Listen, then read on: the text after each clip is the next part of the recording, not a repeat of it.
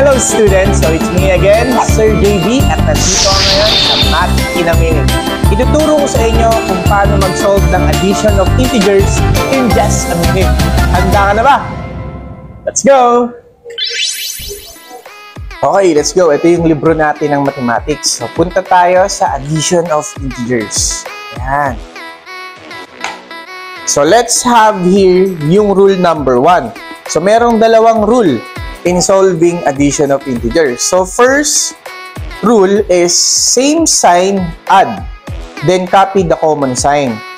So let's have an example. Itong 5 plus 3 is equal to 8. As you can see, si 5 ay positive, si 3 ay positive. That's why yung sum natin is also positive. Gets?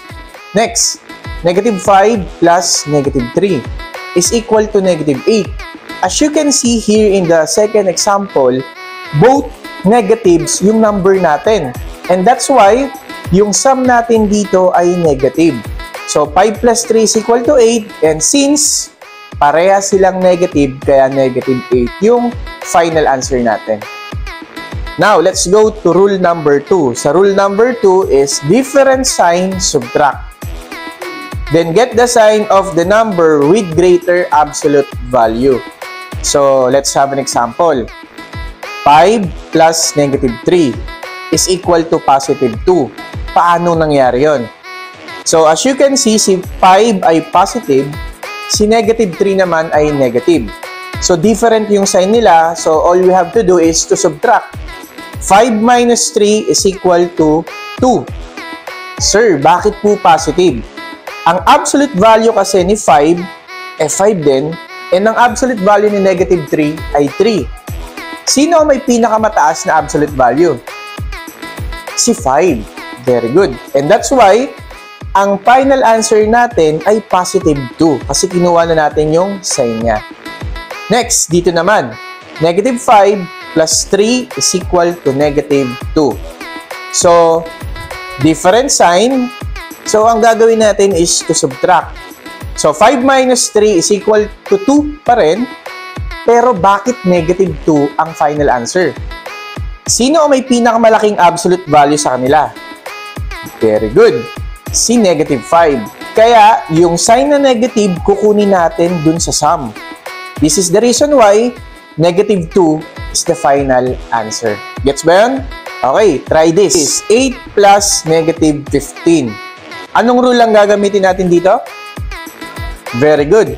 Rule number 2. Since different sign sila, so isusubtract natin yung absolute value ng dalawang number. So, 15 minus 8 is equal to 7. Okay? So, ngayon, ito na ba yung final answer natin? So, sino may pinakamataas na absolute value? Very good. Si 15.